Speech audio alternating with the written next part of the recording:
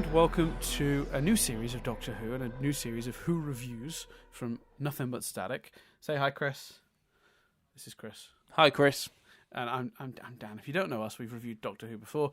If you're brand new to all this, we screenwriting people screenwriting people. We're people that studied screenwriting that have gone on to podcast with our lives, which is a terrible waste of our time. But here we are. We are reviewing Doctor Who episode by episode. And for those who are thinking, what's this 20 minutes nonsense, because it's in the title, to keep ourselves from talking about Doctor Who too much, we are about to start a timer for 20 minutes.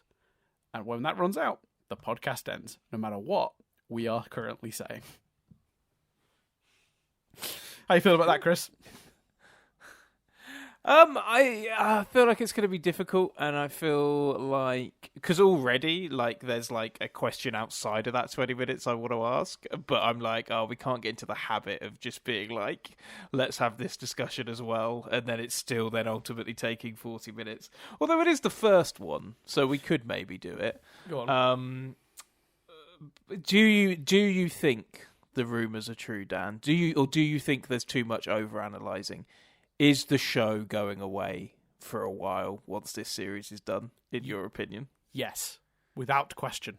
Yeah, I completely agree. I'm like, oh, we're done for a while, and unfortunately, I think that means I guess we're talking rumours here, so maybe jump ahead if you don't want to. He's not written anything. It's not been renewed. Even if Disney renewed it tomorrow, we'd have to wait 2 years. Yeah.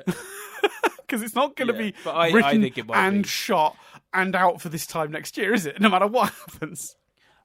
Okay, so do you think this, when it comes back, do you think it'll be shooty? Because I'm really upset to say I don't think it will. No, I don't I either. think that's a massive shame. No, I don't. I believe this season will end with him starting to regenerate. That's what I think.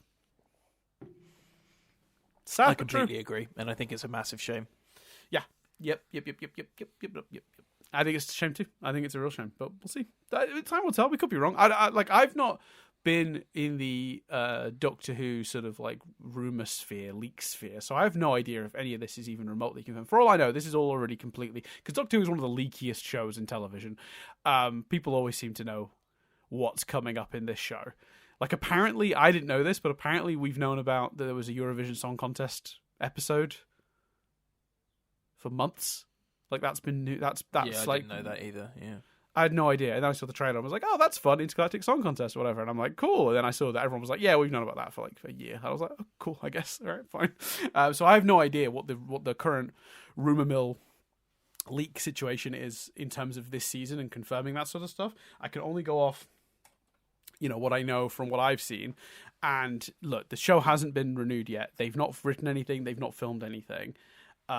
We raised red flags and alarm bells when Russell said they're not going to discuss renewal until after season 2 airs, and we went, oh, this could be a problem. We did sort of paper over it and say, maybe he's writing them now, but they're not going to start filming them until after he gets the go-ahead. But I don't think they've been writing them either. I don't think there's any work at all been done on a future season for that exact reason. So yeah, and I do think Ncuti can't sit around twiddling his thumbs forever.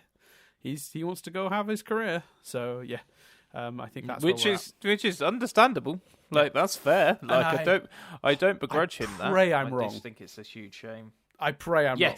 Yeah. This is one of those things. This is one of those things where not that our audience particularly do this, but this is one of those things where if we're wrong and people are like, "Oh, you got that wrong, didn't you?" I'd be like, "Fuck yeah, we did! Isn't it amazing?" I win in that situation. Yes, please.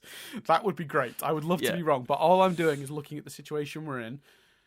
We've got an actor that desperately wants to get off and get his career going because Hollywood are calling.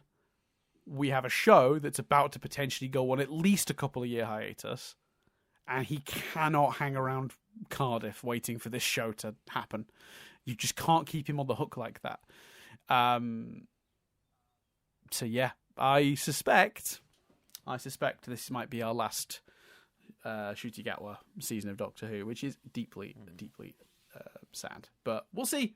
Maybe Disney are going to renew it. Maybe they're going to throw a bunch of money at Ncuti, and maybe the deal is just he has to come back in 2 years' time when it's when they're actually going to be filming again. Maybe that's what it is. I don't know. Fingers crossed they work something out. Anyway, are we about to start the timer to review this episode, Chris? We've got 20 minutes on the clock. Yep, let's do it. All right, let's talk about the Robot Revolution. Boom, timer has started. That's what it's called, right? That is Great cool. stuff. Yeah. Great start. I was like, is that actually its title? Yeah, the Robot Revolution. What do we think? What do we think, Chris? Start us off. Oh God. I think much like the Joy to the World, there are a lot of really great ideas here. Yes. I think the first half of the episode in particular, I quite enjoyed. I thought it was a really nice, fun season opener. I think ideas I particularly love is the notion of the Doctor and the nurse, the notion of a companion trying to get home who doesn't necessarily fully trust the Doctor or want to be there. I think is a brilliant idea that I love. I think the new companion herself is brilliant. It's a wonderful performance, and I think the dynamic between her and the Doctor is really good. And I love how headstrong she is. I think they could have done a little bit more to show her being confused by she adapts to being zipped off into space quite quickly. Yeah, that's always the way on Doctor Who, isn't it? Yeah, I think the usual benefit is that most companions start with an Earth-based adventure, so it's weird shit happening. Do you know what I mean? There's less. They accept the TARDIS and space a bit more because they've just seen a load of weird shit happen in their hometown or whatever. But whatever. I think the idea of of creatures from a planet, like from one of those sort of, I don't think I got the certificates, the star being brought certificate and the people from that planet then going to the person that has that certificate and being like, well, you're our queen, like you own the planet. I think that's a fabulous idea. I think that's brilliant. I think there could have been great ideas in terms of where it goes and what it's ultimately about. I think there's too much smushed together, and by the end, it's a little bit incoherent, and I don't think any of those ideas get to be explored properly and given the credit that obviously some of the stuff is arcing, her trying to get home, the relationship between Belle and the Doctor, all of those sorts of things, fair enough. But in terms of the actual episode's plot, by the end, I was like, oh, hold on, what's happening here? And there are a few. I think some of bits that's arc stuff as well, though. Because the way that ending shot goes. Well, I'll come back to it. But go on, finish your point. Sorry. And some of it, it's not AI, it's Al, not Margate, Stargate, and he's sperm and egg. I was like, oh no, come on, are we doing that? Okay. So yeah, I just really fun ideas. I really enjoyed the first half. Thought the second half was a bit convoluted, and didn't enjoy. I don't like big ideas. It's so weird to me. Like Dot and Bubble explored a really dramatic, really intense, really powerful idea, and one of the ways in which it did that is the villain, for example, was quite simple. The plot of what was happening to the characters and why was quite simple. And it meant that you got time to explore the idea properly. This episode is trying to do two big ideas and trying to guise one of them being the thing it's actually about as a twist, as opposed to just doing what Dot and Bubble did, which is spend the time to explore it properly. And so I didn't love that. I just thought it was a shame how much this episode was trying to do, because a lot of stuff didn't get explored properly. And, I had a similar complaint about 73 Yards. I think there's some really powerful stuff in there dismissed out of hand because the episode doesn't have the time to do it properly. And I think that lends into the critics that are just going to rally against any show exploring any of this in any way. I think it plays into their hand when those ideas are rushed and not properly explored, because they can accuse it of being things that it's not, based purely on, this stuff just gets shoehorned, and it can feel shoehorned when there's not time to devote to it properly. So that frustrated me. So very much an episode of two halves for me personally. What did you think, Dan? Yeah, similar, I think. I think ultimately I came away with a reasonably positive view of it, but it has a lot of the problems you just talked about. I think particularly when I would hit on like the structural thing of like when you've got a big idea and you also want to do some social commentary, maybe don't do those two things together if you also have to introduce a new companion and set up the arc for a series.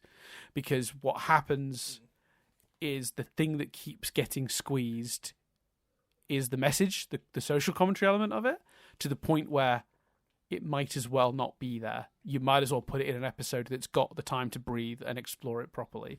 Because, so for context, I started watching this episode. I spent the first 25 minutes of this episode mad at Russell T Davies because I just don't trust him anymore, it turns out. Because there's a character at the beginning. Oh, we're doing spoilers, aren't we? The character, the boyfriend whose name I've forgotten. Oh no, how could I? Alan. He makes like a sexist comment like within 2 seconds of this episode starting, right? A misogynistic comment. And I was mad because I didn't trust that Russell would make that part of the story. So I spent the next few minutes going like, wait a minute, the next 20 minutes going like, I can't believe Russell just snuck that in. I'm really grumpy about this. Like, where did this sudden like weird little streak of misogyny come from? Turns out that was the point. Guy's a villain. Fair enough, I guess. Mildly pleased I spotted it. Annoyed that I didn't. Annoyed for Russell that he hadn't earned my trust enough for me to think that it was intentional.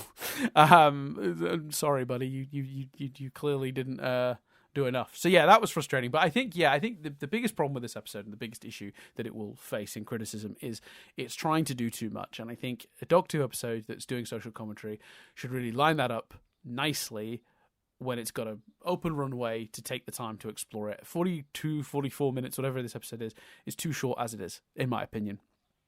For that to cover that topic in any sort of satisfying way at the best of times. You can't also introduce a new companion, set up a season mystery. In terms of the other stuff, the plot being convoluted towards the end, I 100% agree with you. I do think some of this time fissure stuff is to do with the arc, as is the certificate, because there's mysteries still about why there were 2 copies of the certificate deliberately left open. We see one floating through space at the end. Clearly, there's still stuff that from the plot of this episode that's yet to be resolved. So I will hold some of my judgment back on that. But as an episode, yeah, you're right. The ending definitely not as satisfying. I've seen a few people say something similar to you, where it's like the first 2 acts, really enjoyed. Third act kind of fell apart. Totally get that. In terms of positives, it's all about Belinda for me. Incredible. Best thing about the episode by far. She was perfect in my view in both writing and performance. I love the idea of a companion that isn't impressed or sort of dazzled by the Doctor in any way, shape or form. She like sees through him. She sees what he is. All the smoke and mirrors gone. And she's just refusing to be turned into his next mystery adventure. She's sort of self-aware. It's like a companion that's already seen the show. And I'm really, really engaged with that. And I think if it wasn't for that, I would have probably come up with a more negative review. But I loved that so much. And it was done so well. I didn't mind. So I gave the show, the episode, more leeway on the structural stuff that didn't work because I was so into this premise with this new companion. So like you, I didn't care for AI and Al and Margate, Stargate. None of that. It's just dumb. All dumb. But I'm really, really into what they're doing with Belinda. She's my fave. Yeah, she's brilliant. And played, what's the actress's name? Played wonderfully by Oh, her. You've caught me out there. I don't have it in front of me. I will look it up. Played wonderfully. Oh, this isn't great. We're using we both spoke for about 4 or 5 minutes, and we're now at the 10-minute mark, and we're wasting time looking up. You speak. I'll look her up. Yeah, I thought she was brilliant, and as always, Shooty, not in the episode that much, but I think that's okay. They snuck in him crying again. Pardon, sorry? He got to cry again. Yeah, I don't mind that. I've never minded the crying thing. He's a more emotional doctor, and I thought, but again though, that it's another example for me of. It's a really interesting point because he cried at Sasha's death. I'm not being funny, but why? Okay, timey-wimey stuff, but again, just an example of something that doesn't necessarily need to be there. I like the notion and I get it. She's the companion that would have come along on the adventure and was excited about the adventure, and the companion the would-be companion that did want to be there. Further highlighting how Belle doesn't. So I understand the need for the character, as well as humanizing the destruction being caused by this war on the planet. Right, that's where I was going to disagree with you. it. I think she serves a lot of purposes, so I didn't mind her. I mean, I knew she was dying the second she said, and then we're going to the stars, right, Doctor? And I'm like, oh, you dead. Yeah. You so dead. You might as well just dig a grave now, lady. You are the most dead. Yeah. But no, I think she was super essential to what the rest of the episode did, because you have to, admittedly, it had to happen very quickly, and maybe too quickly. The pacing of this episode was absolutely bananas, but I had to believe the cost of this war was so much that people were willing to be like, you know what, maybe we just need to stop. Maybe we just need to give in and hand over this lady to the machine, because that's the only way this killing in her name is going to end. So, having someone that I kind of liked, and I'm told the Doctor liked and had spent 6 months with her and was liked enough to take her on, is a shorthand for making me care about her, because the Doctor is obviously very selective. So maybe by making the Doctor the one that was like, oh, I pick you, you're coming with me, and then having that taken away from him makes you go, she must have been amazing. She must have been a great person. It's cheating, for sure, but it also served the robot plot, in my opinion. I checked, by the way. Yes, that's fair. Verada Sethu. Yeah. Verada Sethu. I've got her name. She's amazing at this. She's brilliant. Great chemistry with Shooty. She's definitely a highlight of the episode for sure. Yeah. What else do we want to cover? Did we like the visuals? They look pretty good, I thought.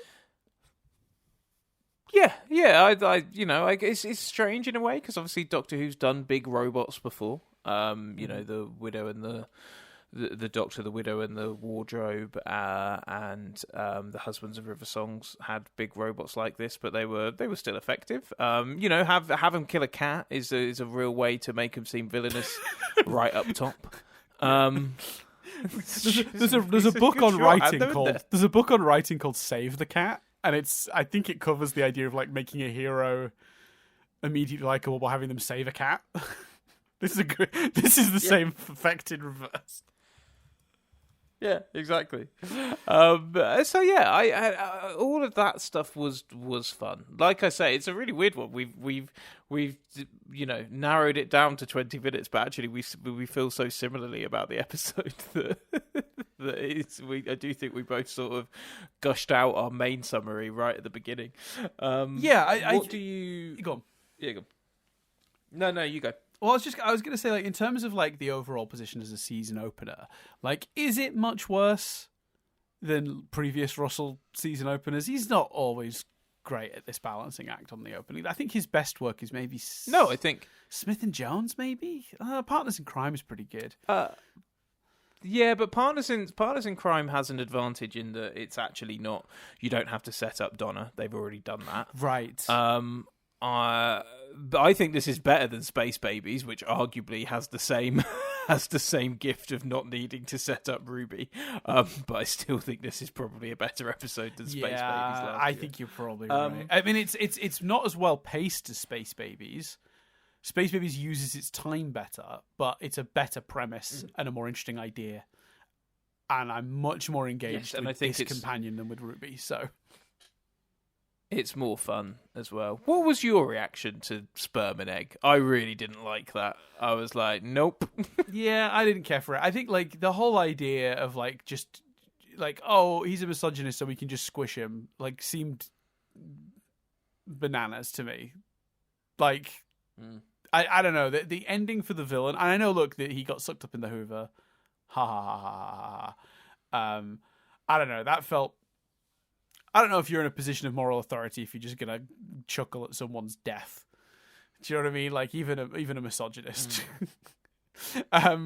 Not so sure I think that's acceptable, if I'm being honest. So no, I didn't like that idea either. There's tons of goofy Russell T Davis-isms in this episode. Good old Rusty T. Just whipping around with all sorts of weird nonsense. Like, and they it feels like every time he does one that's more of a stretch than the last. Like AI Al, I'm like, really? No. I tell you what, though, the visual effect on the guy when he was all robotified was incredible. Like, the way they attached the pieces to his own face so that as he talked, it moved realistically. Holy shit. Like, give an Oscar to whoever, like, put that makeup on that guy, because it looked amazing. Proper, it looked great. Upsetting. Yeah, the TARDIS on the outside chasing the spaceship. Like, yeah, visually, there's a lot to love in the episode. I love the way Bell originally, just thinking of other things I liked. I love the way Bell immediately kind of went, it's a war zone that needs a nurse. I thought that was particularly powerful. Did you pick up on the TARDIS thing? She called it a TARDIS without ever being told it was a TARDIS. Oh no! Is that a thing to theorize on, or is that a mistake? We don't know. I mean, I'd have to watch the episode back. I'm only seeing people online being like, he never told her it was called a TARDIS, and she's like, oh, is this your TARDIS?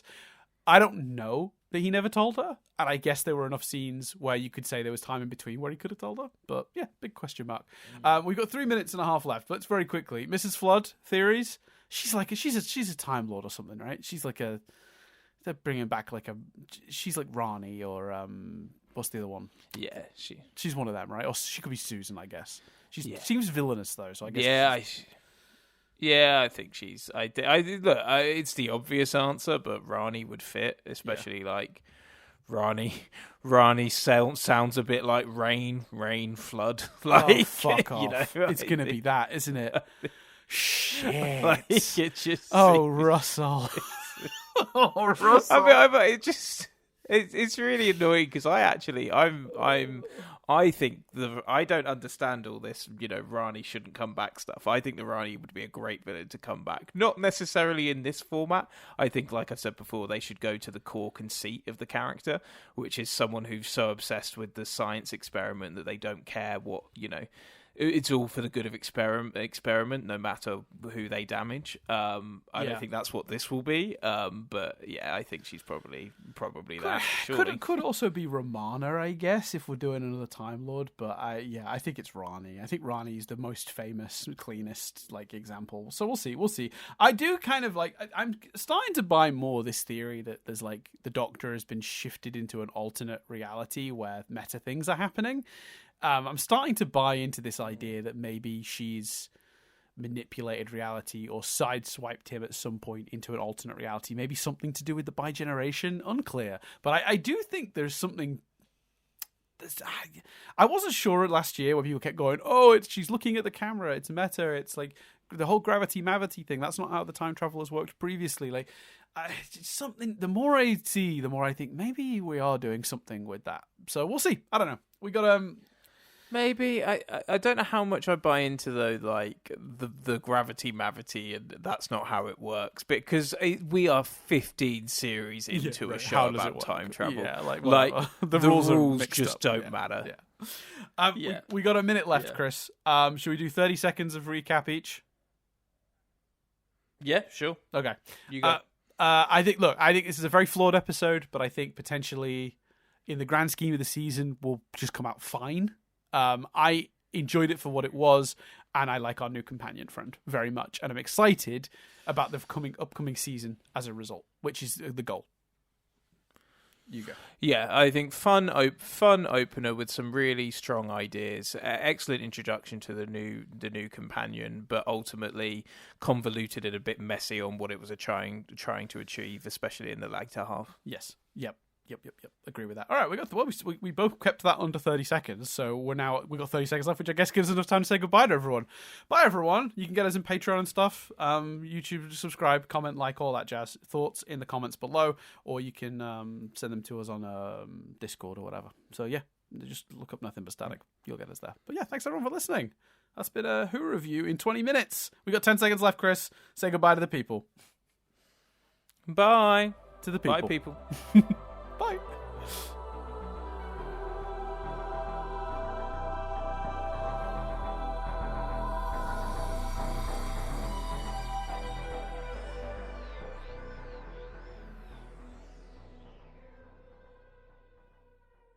Hello, everyone. We're back. We're outside of the 20 minutes. We're cheating a little bit, just to explain, because Chris just pointed out we never actually explained why. We were just trying to keep it tight to this series because we were trying to figure out a way to cover Doctor Who without it meaning a whole extra recording session. So we're now doing the Who Review stuff alongside other recordings. That's why it's 20 minutes. Yeah, I think. Yeah, that's the practical reason, and also sometimes our Who reviews can just be too long. You know it, we know it. Like, we could we're just such ramble, nerdy fans that we sometimes just let ourselves get into the nitty gritty that we don't need to get into, and it's not really doesn't contribute to the review. It's if you're a big fan, it's like I'm sure it's of interest, but like to general to more casual fans, it's a bit much. So more bite sized. 20 minutes seems like it. We thought 20 minutes would be a nice time. Yeah, and if anyone feels like, because I know some people do really like that, if anyone feels cheated, it's just there's basically, this is actually our way to try and not cheat you of Who Review, because, obviously... Yeah, the alternative is not 20 to do it. You what? Sorry. Yeah.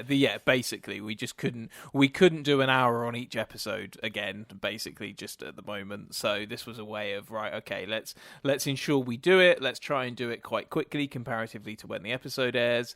So yeah, and then it will obviously all come together. And like I say, in total, it's going to be 160 minutes when it's all strapped together. So yeah, it's going to be a 2.5 hour podcast, maybe even 3 hours if we keep doing this every week where we add bits either end, which I hope we don't do. So maybe next time it'll just be hello and welcome to Who Review, and our time starts now, and we'll make sure that's a thing. But anyway, thank you everyone for listening to this slightly longer version of Who Review in 20 minutes. That was not 20 minutes. But yeah, we love you all. Goodbye. Bye.